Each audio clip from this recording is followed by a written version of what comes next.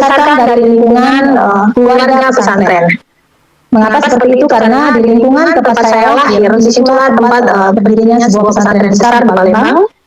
Kemudian masa kecil saya ketika saya berusia 6 tahun, saya sudah mengalami penderitaan. Saya ditinggalkan ayah yang meninggal dunia.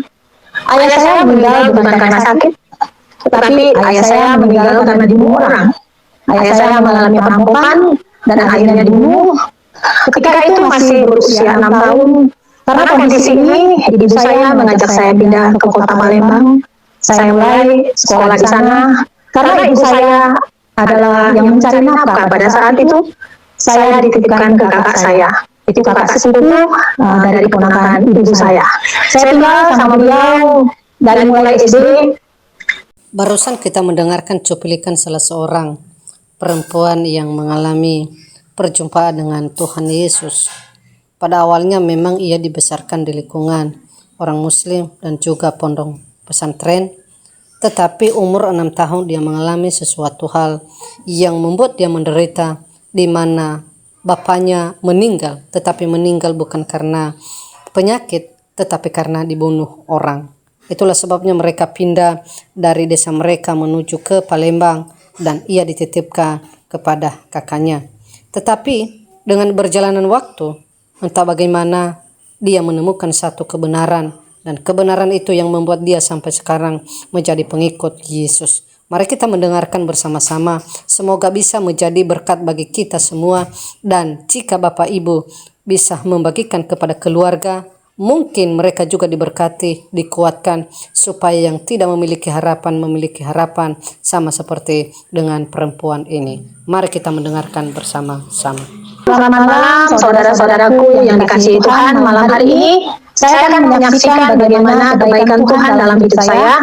Dimulai pertemuan saya bertemu dengan Tuhan Yesus ketika saya masih gadis.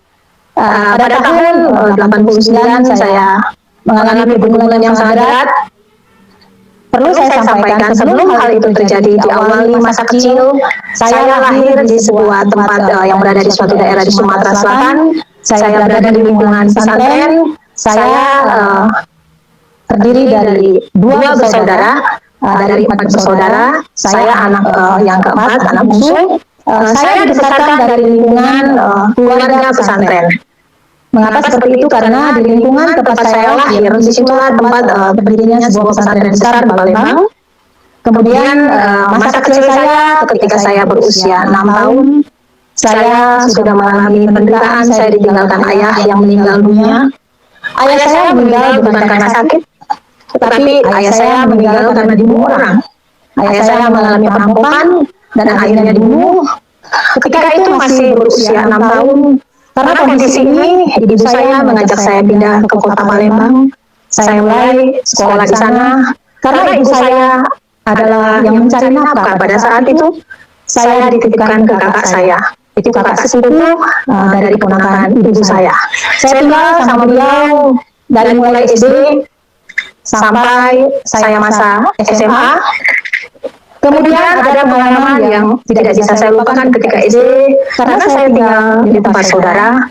Di usia saya masih kecil, saya harus bangun pagi-pagi jam 5 subuh, wajib bangun. Kemudian sholat subuh, kemudian saya melakukan pekerjaan rumah tangga jam 6 pagi, kemudian saya berangkat ke sekolah sampai siang.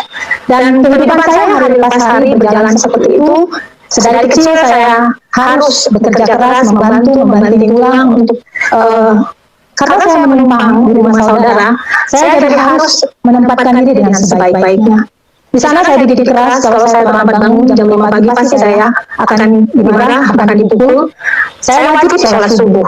Setelah sholat subuh, saya akan menyiapkan sarapan dan segala sesuatunya. Kemudian saya harus berangkat. Sampai suatu hari kelas 6 SD, saya mengalami pergumulan yang luar biasa. Saya sedih karena ketika itu saya harus tinggal di rumah keluarga. Ibu saya harus pergi ke daerah lain untuk mencari nafkah.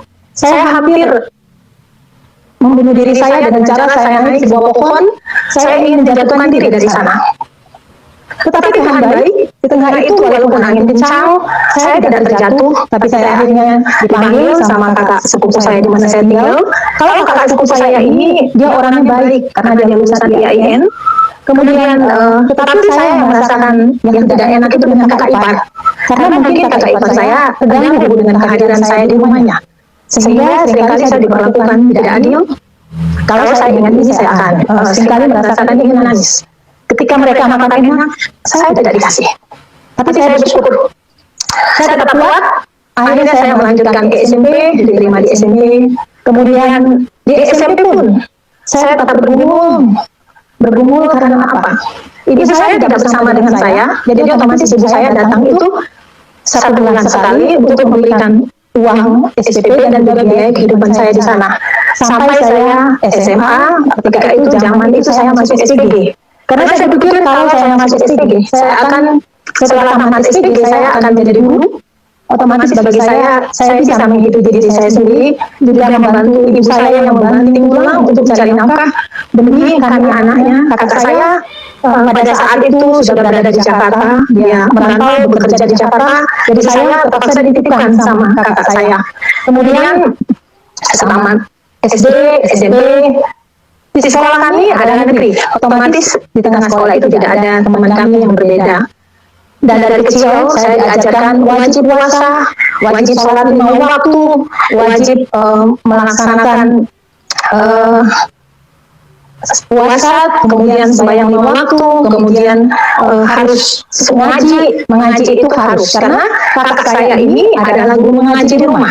Otomatis dengan dia mengajar ngaji, saya harus ikut mengaji. Tetapi ketika itu saya belajar mengaji hanya ikut mengaji, tapi jujur saja saya tidak mengerti ayat-ayat yang disampaikan. Saya lebih cenderung menghafal ayat-ayat tersebut. Tetapi secara pribadi saya tidak tahu arti atau tafsir dari firman Tuhan Al-Quran yang disampaikan kepada saya, tapi saya harus ikuti. Berhubung saya masih kecil, saya tetap taat, saya ikuti dengan penderitaan yang ada, saya tetap harus bertahan karena saya punya tekad, saya harus sekolah. Saya harus sekolah. Mengapa saya sampaikan hal itu? Karena dari keluarga. Orang tua saya, papa saya mengatakan, kalau ayahmu tidak ada, kalau ibu bekerjanya jauh dari kamu paling jadi perempuan yang tidak benar. Dan saya tekad kuat, saya tidak boleh. Saya harus sekolah yang setinggi-tingginya demi mencapai harga diri dan mengangkat orang tua saya, ibu saya secara khusus, keluarga saya untuk mengalami perubahan nasib ke depannya lebih baik. Di sekolah SD, SMP, sampai SMA, ketika itu adalah SDG, saya bertekad dari SD, SMP, dan SMA saya harus rajin belajar, harus menjadi orang yang pandai. Terakhir kelas 3 saya, dari kelas 1 SMA saya juara 1, kemudian sampai kelas 3 saya bertekad jadi juara 1, dan itu berhasil saya capai. Akhirnya lulus SPG, saya ikut honor di sekolah negeri, mengajar pramuka, kemudian saya ikut tes di Institut Agama Islam di Palembang, Institut Agama Islam Negeri di Palembang. Dan puji Tuhan, ketika itu saya sangat bersyukur dari ribuan orang yang mendaftar, saya diterima. Saya masuk ke Fakultas Tarbiyah, jurusan Ilmu Agama Islam atau Pendidikan Agama Islam. Selanjutnya saya terus kuliah, berjalan terus. Seiring berjalannya waktu, saya aktif di kampus, saya juga aktif di organisasi, saya aktif juga di acara-acara HMI dan lain-lain. Kemudian setelah dari kuliah pada tahun 89, ada hal yang sangat menyedihkan hati saya. Ibu saya yang menjadi orang tua saya satu-satunya meninggal dunia setelah dirawat selama 1 bulan di rumah sakit karena menderita kanker rahim. Saya hancur hati saya.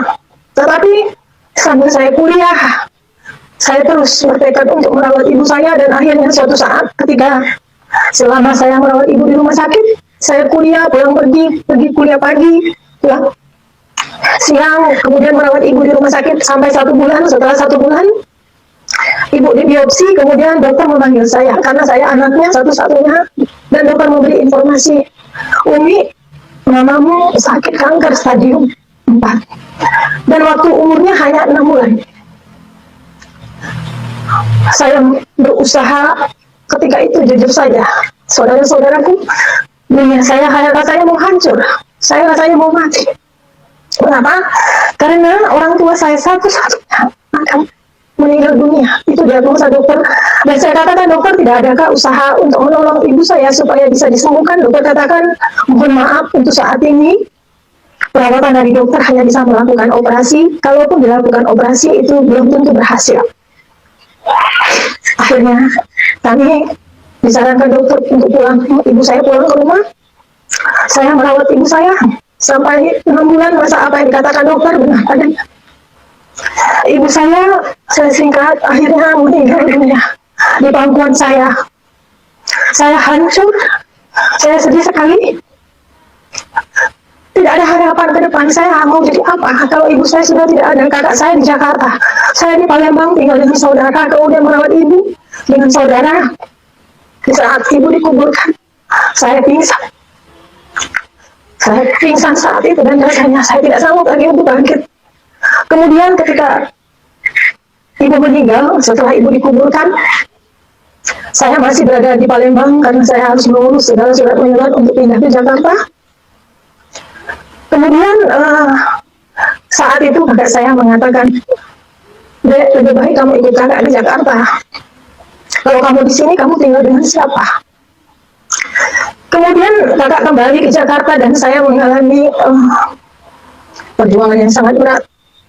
Ketika itu saya mengenal, di masa saya kuliah, saya mengenal seorang laki-laki. Laki-laki ini melamar saya. Mohon maaf, Bapak Ibu. Melamar saya, kemudian di tengah berlangsungnya lamaran, menentukan waktunya pernikahan atau resepsi, satu saudara kami mendapat informasi bahwa dia menghamili anak orang lain. Akhirnya pernikahan saya dibatalkan. Keluarga saya membatalkan pernikahan dan dia mengatakan, daripada saya putih mata lebih baik saya putih hati, daripada dia hidup lebih baik dia mati. Ternyata apa yang dia sampaikan itu benar adanya. Dia ketika itu saya tidak mengerti apa namanya, tapi saya dibuat oleh dia. Saya seperti hampir gila. Dan di tengah saya sakit, orang ini masih ada, saya juga bingung. Jauh dari orang ini saya benci. Tetapi kalau dia datang, saya tidak bisa mengatakan atau menolak. Akhirnya keluarga Tante Om di Palembang memberi informasi ke kakak saya yang mengatakan lebih baik adikmu dibawa pergi ke Jakarta daripada dia nanti mengalami penderitaan yang berkepanjangan dengan orang ini. Singkat cerita, akhirnya pada tahun 89 saya dibawa ke Jakarta oleh kakak saya. Tapi sebelumnya, Bapak Ibu, saudara-saudara semua, saya di saat saya sakit itu, saya diobati oleh keluarga saya sendiri, dan dari keluarga itu mengatakan, saya tidak boleh pulang ke Palembang kalau tanpa dengan keluarga atau dengan suami saya. Karena kalau tidak, saya akan terus diserang oleh laki-laki tersebut. Sampailah saya di Jakarta, saya ngekos di Jakarta, tinggal di orang Palembang, kakak saya titipkan di sana. Dia cukupi segala kebutuhan saya. Kemudian setelah 1 bulan saya di Jakarta, saya mencoba bekerja di salah satu perusahaan di Jakarta. Kemudian saya tinggal di situ, kehidupan berjalan seperti biasa. Tapi Bapak Ibu, saudara-saudaraku, dengan kepergian ibu saya, dengan kondisi saya alami, hati saya hancur. Saya ke Jakarta tidak ada harapan. Saya mau jadi apa di Jakarta ini? Tetapi dari kakak saya memberikan semangat untuk saya harus bangkit. Saya tidak boleh sedih berkepanjangan. Dan saya tinggal di rumah orang Palembang selama 6 bulan di sana. Kemudian pada saat itu, ketika saya tinggal di sana, saya mendengar satu khotbah dari seorang ustadz yang terkenal. Ketika itu Maulid Nabi dan menjelang, saya ingat menjelang bulan puasa.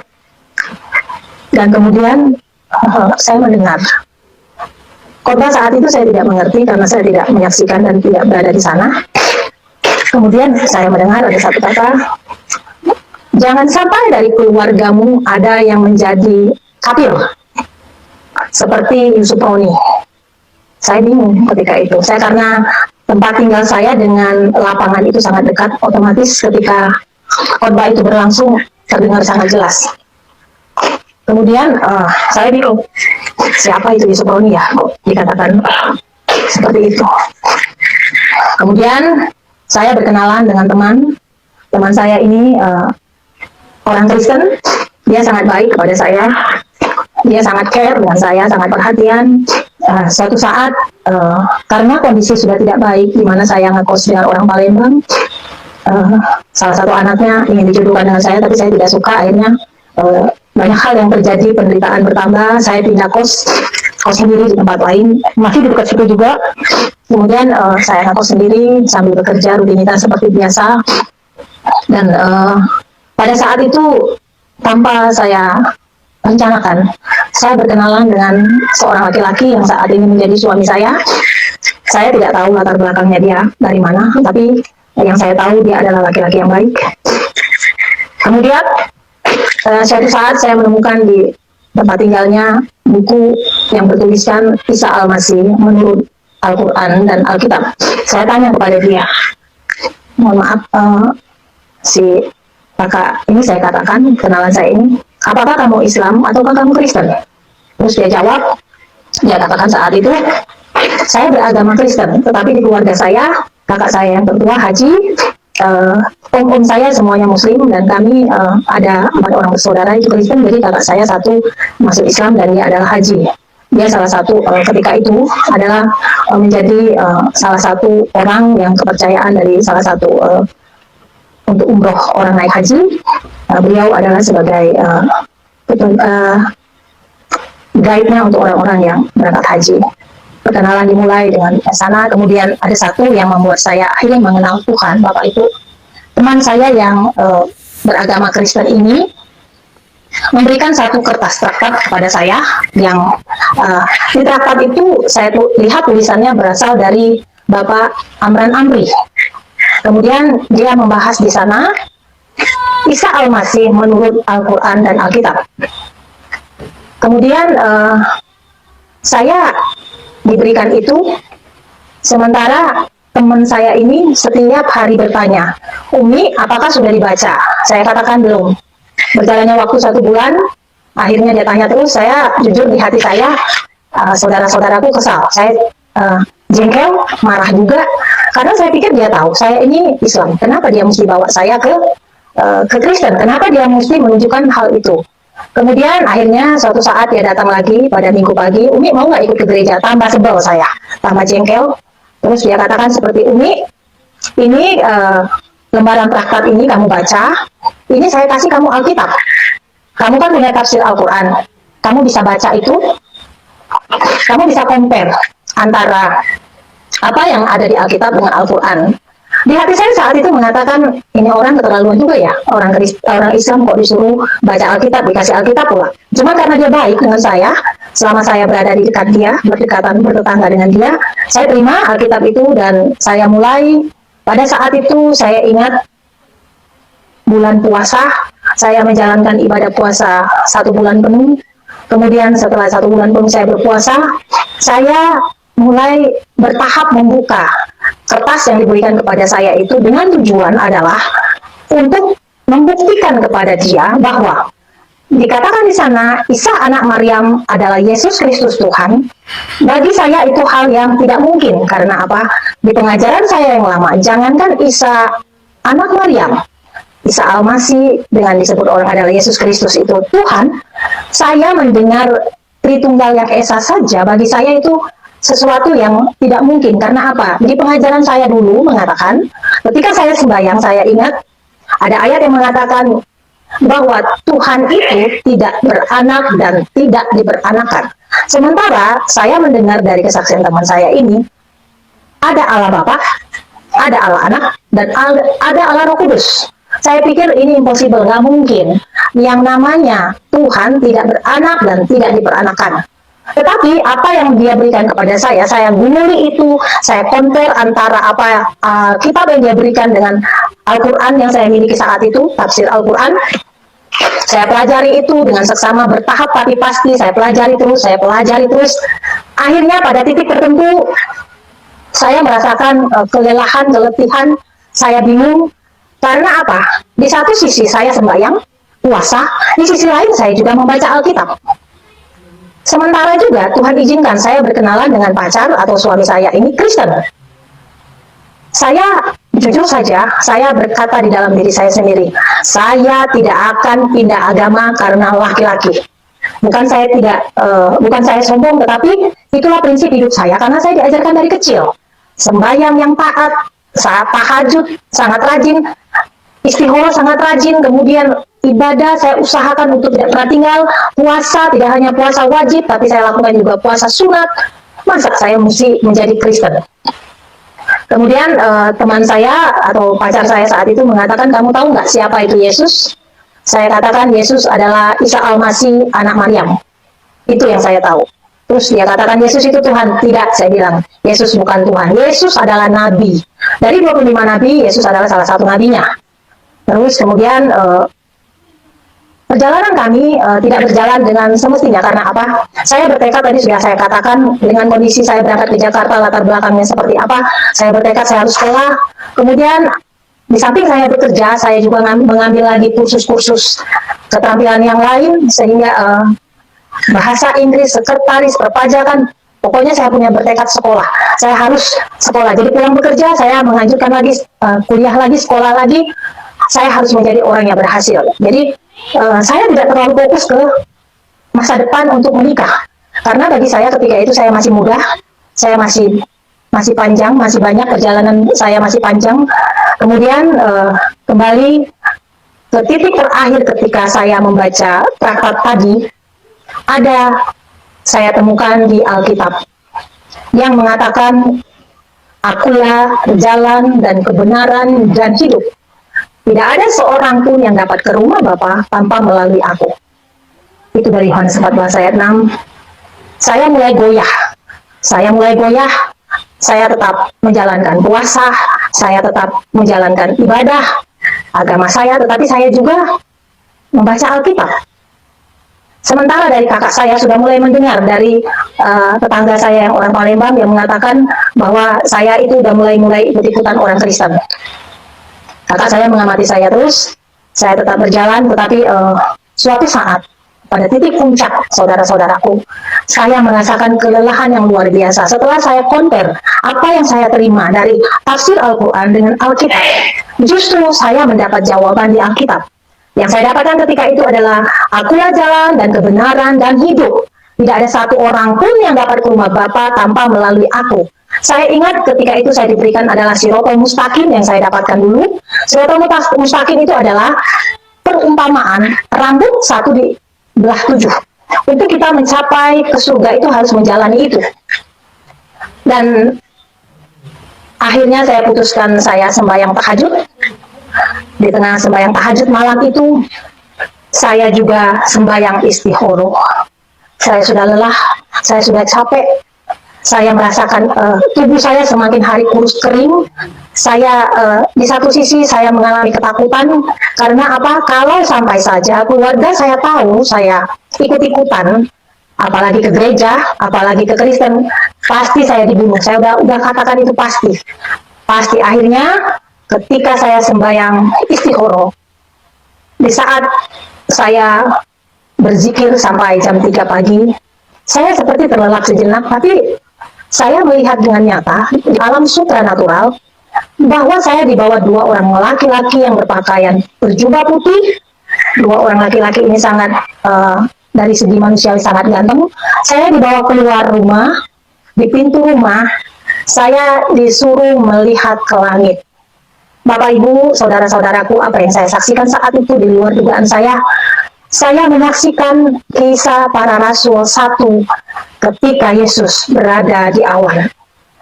Ketika itu saya melihat ke langit, kemudian saya menyaksikan Yesus berdiri dalam posisi tangan terbuka dengan pakaian yang sangat putih cemerlang. Saya bisa melihat bayangan wajahnya yang bersinar terang, tetapi saat itu saya tersungkur. Saya tersungkur, dan pada saat saya tersungkur seperti itu, saya melihat, tetapi saya tidak sanggup melihat cahaya kemuliaan itu. Kemudian ada suara yang saya dengar, anakku yang kukasihi, aku ingin membawamu ke surga. Saya sebagai manusia biasa yang tidak mengerti, saya ketika itu menjawab, Tuhan, saya belum siap. Saudara-saudaraku, apa yang terjadi? Ternyata pengalaman supranatural ini yang saya alami, saya seperti diingatkan, gigi saya seperti dicabut, dan saya merasakan itu sakit sekali. Kemudian saya duduk, hati saya bergejolak.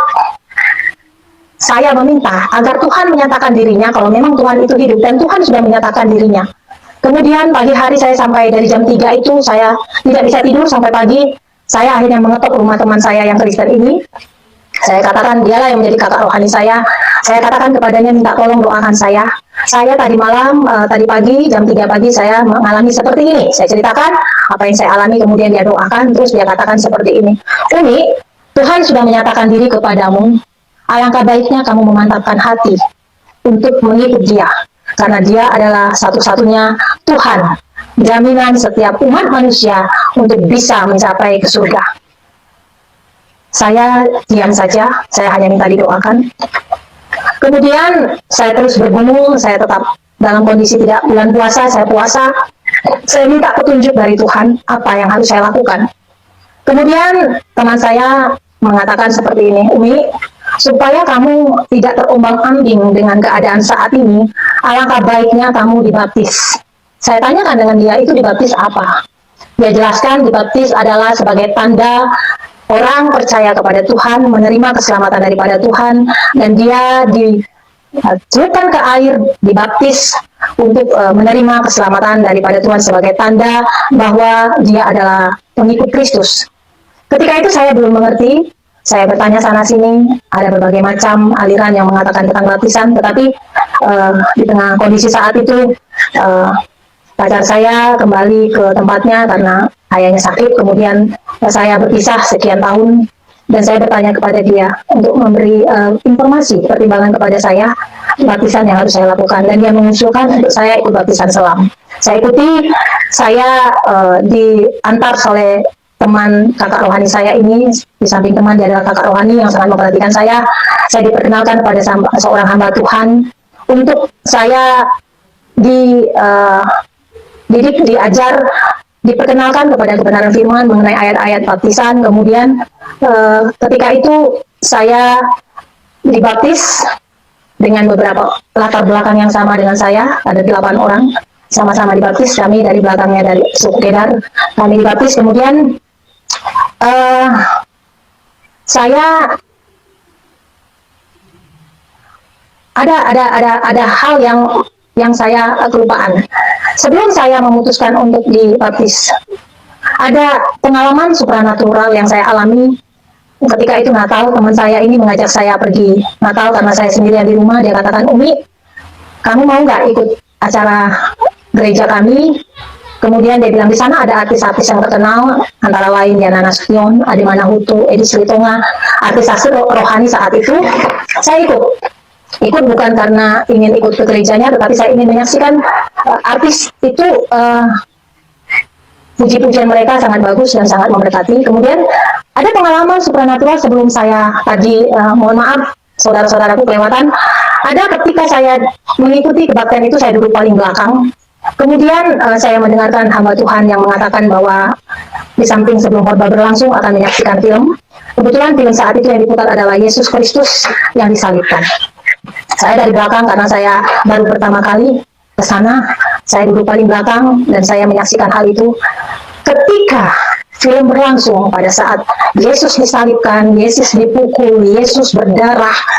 Tetapi pada saat puncaknya, ketika tangan Yesus dipaku di kayu salib, kaki Yesus dipaku di kayu salib, saat itu saya merasakan hal yang hati saya hancur.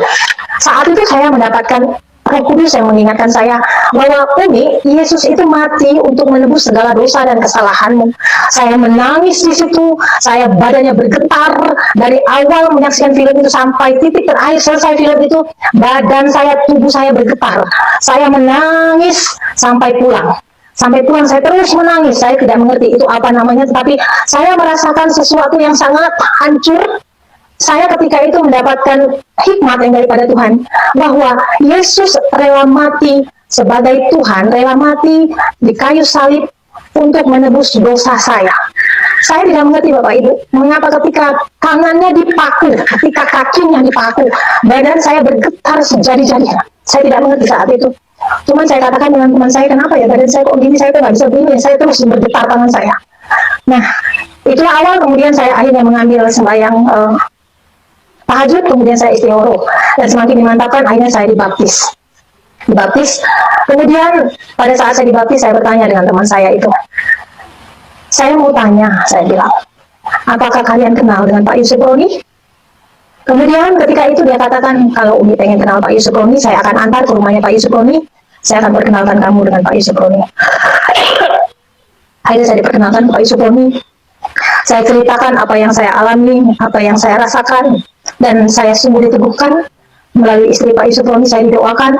Dia katakan, Umi, karena kamu backgroundnya dari IAIN, alangkah baiknya kamu belajar Alkitab dengan serius, agar kamu nanti ketika kamu mengenal Tuhan Yesus, kamu tidak menjadi orang yang Kristen biasa-biasa saja, agar kamu bisa menyaksikan kebaikan Tuhan dalam hidupmu dan bersaksi kepada keluargamu, karena ada firman Tuhan yang mengatakan, satu orang diselamatkan, maka seisi rumah akan diselamatkan. Saudara-saudaraku, jujur saya takut.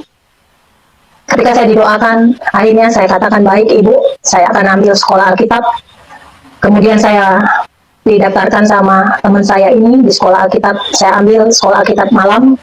Saya dididik di sana, saya mulai diajari bagaimana membaca Alkitab. Kemudian saya juga diajak sama saudara saya ini, kakak rohani saya ini untuk melayani. Saya mulai melayani di guru sekolah minggu, saya ikut pelatihan. Kemudian saya melayani juga di pemuda. Dan di tengah sekolah Alkitab ini, saya banyak bertemu dengan hamba-hamba Tuhan yang menjadi pelayan-pelayan Tuhan. Saya dikuatkan, saya diteguhkan, kemudian penderitaan mulai berjalan. Saya diketahui sudah Kristen. Kakak saya mendengar dari tetangga saya bahwa saya seringkali pergi ke gereja. Suatu saat, kakak saya sudah mengancam saya, kalau sampai saya mendengar, kamu Kristen, lebih baik kamu mati daripada kamu hidup bikin malu. Mama sudah tidak ada, mama sudah meninggal, sementara kamu Kristen, lebih baik kamu mati. Nah, ini ancaman yang saya alami, tapi belum terlaksana Bapak Ibu, saudara-saudaraku. Temanku, kakak seorahaniku akhirnya bilang, Umi, kamu pindah dengan saya, tinggal dengan saya, supaya kami cover dengan doa, agar kamu tidak sendirian ketika kamu mengalami pergumulan itu. Saya, setelah mereka menikah, pada saat itu mereka menikah, teman saya menikah dengan suaminya, kemudian saya tinggal dengan mereka. Kemudian saya secara pribadi rajin diajak berdoa, setiap setiap malam kami diajak berdoa, kemudian aktif kebaktian, aktif pelayanan juga. Kami ketika itu rajin pelayanan ke rumah sakit, saudara-saudaraku.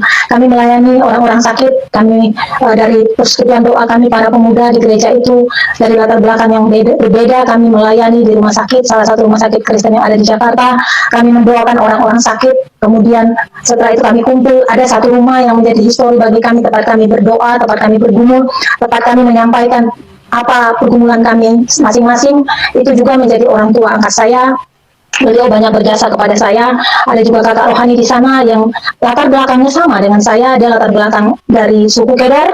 Dia kemudian bertobat, menikah, dan dia bertobat. Kemudian dia aktif juga dalam pelayanan sebagai guru sekolah minggu, sebagai aktivis di pemuda. Kemudian kami mulailah saya sendiri mengalami pergumulan. Mengikut Kristus ternyata tidak seperti yang kita bayangkan. Mengikut Kristus pasti ada pikul salib. Penderitaan dimulai di keluarga saya sendiri. Saya dikucilkan, saya dibuang, kakak saya mendapat intimidasi dari keluarga. Tetapi Bapak Ibu, saudara-saudaraku, ada pengalaman supranatural lagi yang saya alami. Saya mengalami bagaimana ketika saya dalam posisi tidur, saya tidak mengerti satu apa disantet atau apa, datang ular menyerang saya, datang binatang-binatang menyerang saya, harimau di tengah posisi tidur saya. Tetapi ketika saya mengatakan dalam nama Yesus, engkau pergi, saat itu mereka pergi. Kemudian saya juga mengalami intimidasi, mimpi-mimpi yang menakutkan. Saya merasa saya dihakimi, saya merasa dihukum sama keluarga dengan akan dibunuh. Kemudian apa yang saya mimpikan, apa yang saya rasakan saat itu, pengalaman batin yang saya rasakan itu ternyata saya alami di dunia nyata.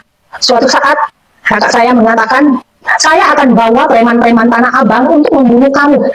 Kalau sampai saya dengar kamu sudah Kristen. Saya takut, jujur saya takut. Tapi dengan kekuatan doa setiap hari dari saudara seiman kakak rohani saya itu, seiring berjalan waktu saya juga menyelesaikan sekolah Alkitab malam. Selesai saya ikut pelayanan. Kemudian suatu saat apa yang dikatakan kakak saya terjadilah.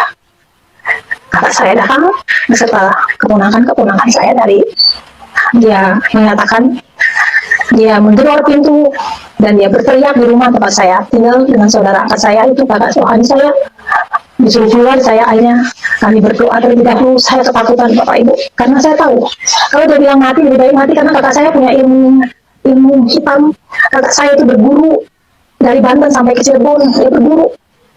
Jadi saya tahu pengalaman rohani yang saya alami ketika saya mengalami serangan ular, serangan harimau, serangan binatang-binatang itu, saya tahu itu kiriman dari dia untuk menyerang saya supaya saya kembali.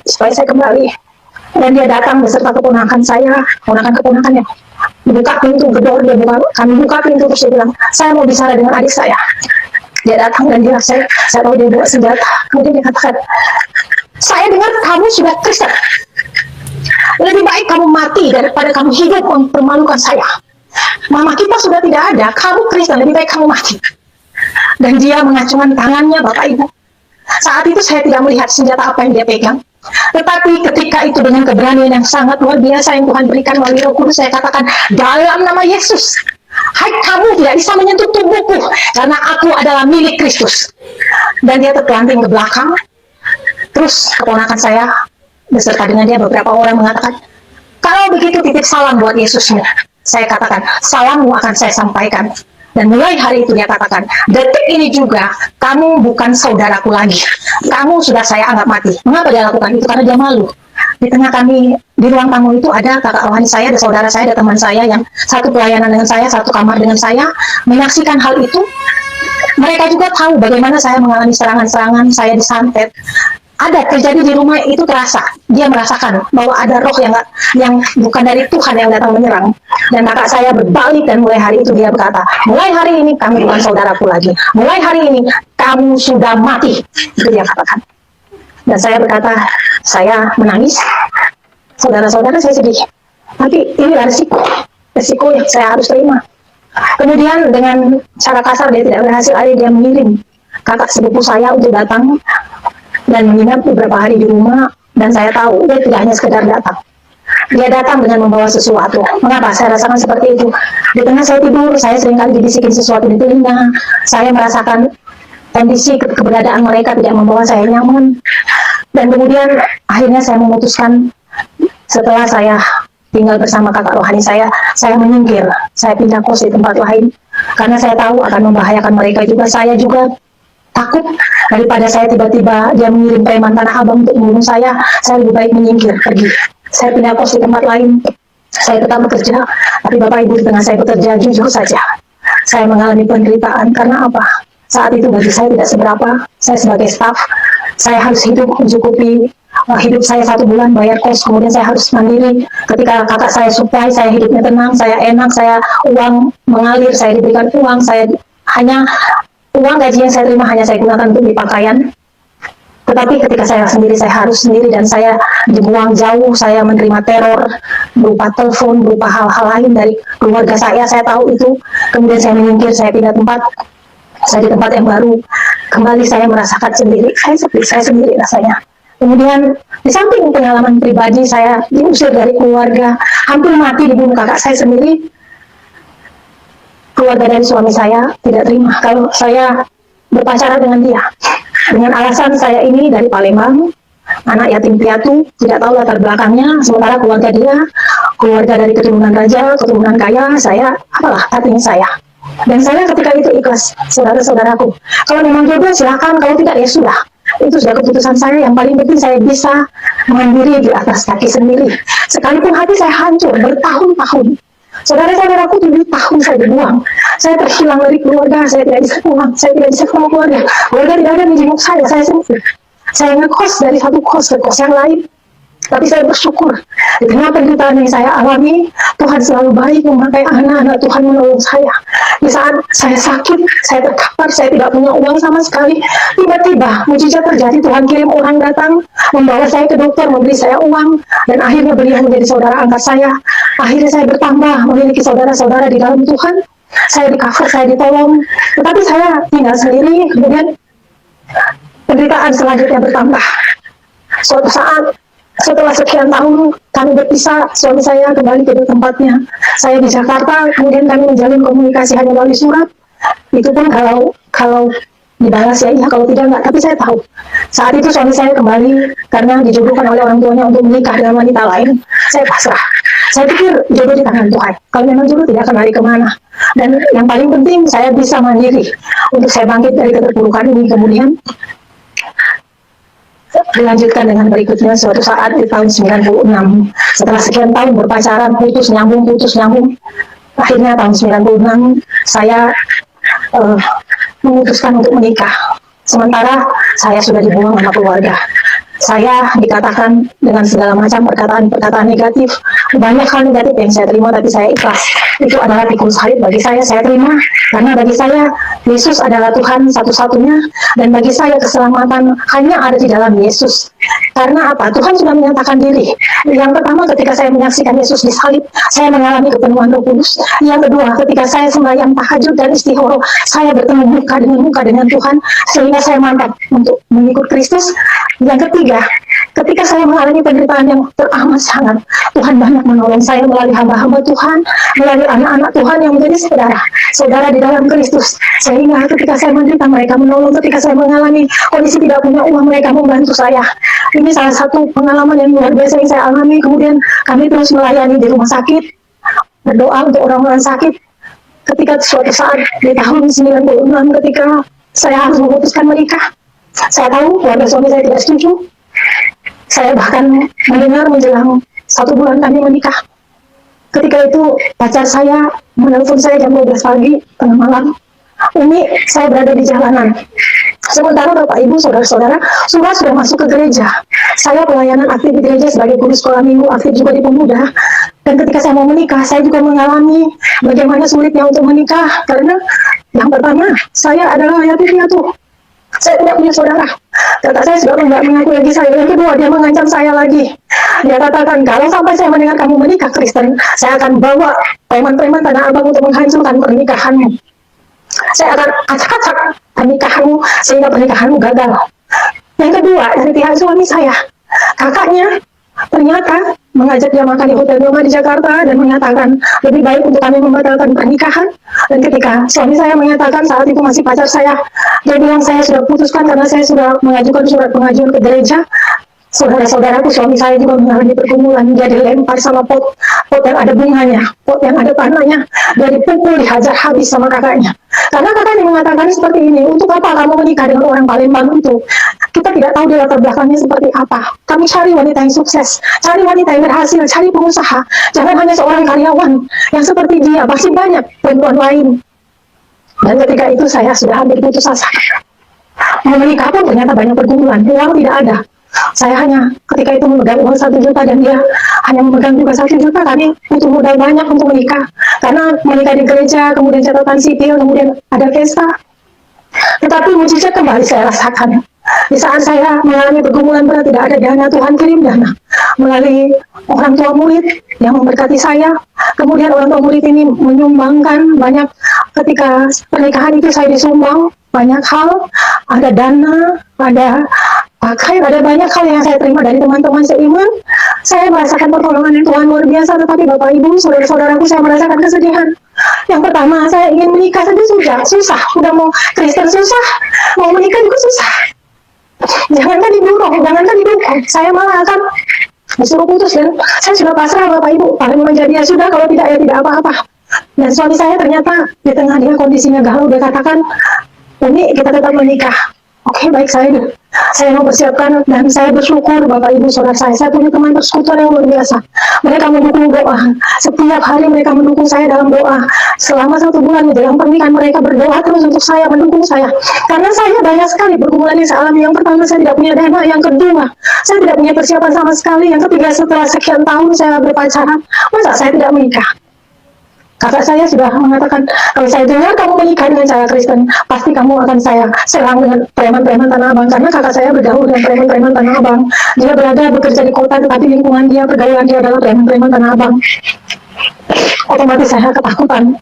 Di satu sisi dari keluarga suami saya tidak setuju, di sisi lain, tapi saya meminta tanda dengan Tuhan. Tuhan, kalau memang dia jodoh saya, Tuhan Yesus berikan saya petunjukmu, agar saya melangkah dengan mantap dan pasti. Dan Tuhan menyatakan dirinya dan melalui mimpi saya kembali diberikan mimpi dengan mendapatkan ayat firman Tuhan yang berbunyi, kalau Tuhan berjanji, Tuhan tidak pernah ingkar janji. Janji Tuhan ya dan amin. Dan saya singkat, akhirnya saya menikah dengan modal kami sendiri, tapi mujizat yang saya alami ketika itu adalah mujizat pesta Kana. Karena apa? Dengan modal kami seadanya, ketika kami menikah dan kakaknya kembali, saudara-saudaranya mengatakan kepada saya, apa modal kalian menikah? Karena kami menikah di gereja, kemudian kami menyewa hotel, kemudian kami pesta. Ada dana yang Tuhan berikan. Ketika pertemuan di hotel itu pada saat setelah kami menikah, setelah kami ditahbiskan oleh pendeta bahwa kami resmi sebagai suami istri, keluarganya kumpul, tantenya, saudara-saudaranya kumpul, dan ketika itu kakaknya kembali menghina saya di tengah keluarga. Tetapi saya menerima itu dengan lapang dada, karena saya merasakan pertolongan Tuhan luar biasa. Dan teman-teman saya, saudara-saudara saya di dalam Tuhan, dan mereka menjadi teman dan sahabat saudara saya sampai hari ini. Mereka ada yang menjadi hamba Tuhan, ada yang menjadi penginjil, ada yang menjadi pelayan, karyawan, dan lain-lain. Tetapi persaudaraan kami sampai hari ini. Saudara-saudaraku, inilah kesaksian saya ketika saya bertobat, ketika saya menerima Tuhan Yesus. Dan yang lebih lanjut di saat menikah, pernikahan kami tidak disertai keluarga, tetapi kami tetap menikah. Mujizat kembali terjadi. Kebutuhan biaya gedung, biaya pesta, Tuhan sediakan di luar dugaan kami, pas seperti apa yang kami harapkan. Sehingga dana yang kami butuhkan cukup untuk restoran, untuk salon, untuk hotel di mana kami menginap. Pengalaman yang berikutnya adalah, belum sampai selesai di situ, saudara-saudaraku. Ada pengalaman yang kedua yang saya alami. Kami menikah, mengalami pergumulan, tetapi ada pengalaman terakhir yang semakin hari yang membuat saya semakin harus sungguh-sungguh di dalam Tuhan, harus sungguh-sungguh melayani Tuhan. Saya doakan terus seluruh keluarga saya untuk mereka bertemu Tuhan Yesus secara pribadi, menerima Tuhan Yesus sebagai Tuhan Juru Selamatnya. Di dalam doaku selalu untuk saudara-saudaraku semuanya, agar mereka juga mengenal Tuhan yang benar. Tuhan yang benar hanya ada satu, di dalam nama Tuhan Yesus. Pengalaman yang terakhir yang saya akan ceritakan, Bapak Ibu, saat ini suami saya baru sembuh dari stroke pada tahun 2013. Ada pengalaman supranatural lagi yang saya alami. Saya di tengah ulang tahun saya, suami saya mengalami serangan stroke, pecah pembuluh darah di batang otak. Dia dikatakan kalau tidak hidup, kalau tidak dilakukan operasi dia akan mati. Tetapi ketika itu ada pengalaman supranatural yang saya alami lagi. Di saat hari pertama dia masuk ruang ICU, saya berada di ruang tunggu, saya menangis di hadapan Tuhan. Tetapi ketika itu saya duduk bersila jam 2 pagi, saya berbicara dengan Bapa di surga, dengan Tuhan Yesus. Saya katakan, Tuhan, ini ulang tahun saya. Masa hadiah ulang tahun saya, suami saya koma, hampir mati, pecah pembuluh darah di batang otak. Bahkan kata dokter katakan, kesempatan dia hidup sangat sedikit. Ketika itu Tuhan berbicara jelas kepada saya, Umi, pada saat Maria dan Marta berteriak ketika Lazarus mati, aku ada di sana, dan saat ini juga aku ada di sini. Dan pada saat itu saya tiba-tiba berbahasa roh. Saya tidak mengerti bahasa yang saya ucapkan apa, tetapi saya mengerti apa yang saya bicarakan sama Tuhan. Ketika itu saya dibawa oleh 2 malaikat ke ruangan ICU. Di dalam alam supranatural, saya bertemu dengan Tuhan, dan saat itu saya melihat hadapan muka dengan muka. Tuhan Yesus menumpangkan tangan di kepala suami saya. Disaksikan 2 malaikat. Tuhan Yesus sangat luar biasa. Pakaian putih, cemerlang, sangat suci. Tuhan Yesus menyatakan, saat itu saya melihat Tuhan Yesus menumpangkan tangan di kepala suami saya. Dan saya menyaksikan itu bersama teman-teman para hamba Tuhan. Banyak orang yang mendoakan suami saya di ICU. Tetapi ketika itu saya sudah tidak sanggup lagi karena Bapak Ibu saudara-saudara. Saya menunggu suami saya sendiri. Di sana tidak ada teman, tidak ada saudara. Saya sendiri, saya berada di ruangan itu. Dan pada malam itu, kembali Tuhan menyatakan dirinya, menyatakan mujizat. Saya sampaikan kepada hamba Tuhan yang melayani, yang berdoa. Tuhan Yesus sudah menyembuhkan suami saya. Karena Tuhan Yesus menyatakan diri kepada saya. Dan saat itu, saya percaya 100% suami saya akan sembuh. Esok harinya saya dipanggil dokter. Dokter ahli saraf mengatakan, Ibu Umi, suami Ibu harus dioperasi. Kalau tidak, suami Ibu, kami tidak tahu nasibnya seperti apa. Saya tanya sama dokter, dokter kalau memang dioperasi, berapa persen pencapaian dokter selama ini? Dokter katakan 50-50. Kemudian saya katakan lagi, ada nggak second opini dokter? Ada. Dilakukan untuk membersihkan darah yang pecah di pembuluh di batang otak itu, dia harus diinfus. Maksudnya apa dokter? Ya, dibor kepalanya Bu, dimasukkan selang di kepala agar darah yang mengumpal itu bisa diambil dan dibersihkan. Saya katakan keberhasilan dokter selama ini berapa persen? 50-50 Bu. Akhirnya saya katakan, ada nggak alternatif yang ketiga? Ada Bu. Alternatif yang ketiga adalah suami Ibu kami akan berikan pengobatan secara konservatif, tetapi hanya mujizat Tuhanlah yang bisa menyembuhkan dia. Saya katakan, dokter saya ambil itu, saya imani itu, suami saya sudah ditemukan Tuhan. Karena saya menyaksikan sendiri, Tuhan menumpangkan tangan di kepalanya. Saya percaya Tuhan Yesus sudah sembuhkan dia. Dokter mengatakan, jadilah sesuai iman Ibu. Ya, amin. Saya katakan, akhirnya saya ambil keputusan itu. Tetapi Bapak Ibu, saudara-saudara, suami saya dirawat di ICU selama 10 hari dalam kondisi koma. Saya minta tanda lagi sama Tuhan. Tuhan, kalau memang betul suami saya hidup. Hari yang ketiga saya katakan, saya ingin suami saya bisa menjawab ketika saya bertanya. Saya tanya, saya ke ruangan ICU, saya tanya apa? Saya minta nomor telepon kantormu. Karena di HP-nya saya tidak bisa hubungin ke kantor. Kalau saya harus menghubungi kantornya, saya harus melihat ada passwordnya dia. Sementara saya hanya memberitahukan ke pimpinannya saja. Dan ketika itu suami saya menjawab, menyebutkan angka-angka nomor handphonenya. Saya bilang, thanks God, terima kasih. Tuhan baik, ini tanda Tuhan akan sembuhkan dia. Kemudian saya, besoknya lagi, saya ngomong suami saya, oh bangun. Saya ingin kamu ngomong sama saya. Kalau memang Tuhan nyata sembuhkan kamu, kamu ngomong terus berkata dengan mulut menyinggung seperti ini. Nah, Tuhan Yesus katakan, aku akan disembuhkan. Aku sudah pergi ke taman Firdaus, tetapi Tuhan bilang belum waktuku pergi. Tuhan memberikan kesempatan kepada aku 2 kali untuk aku menyaksikan kebaikan Tuhan, sehingga melalui hidupku nama Tuhan ditinggikan. Saya bilang, thank you, terima kasih Tuhan Yesus. Thank you God, thank you, terima kasih Tuhan. Ini mujizat. Demikianlah kesaksian ini. Kiranya Bapak, Ibu, dan Saudara semua diberkati serta dikuatkan untuk tetap setia kepada Tuhan Yesus.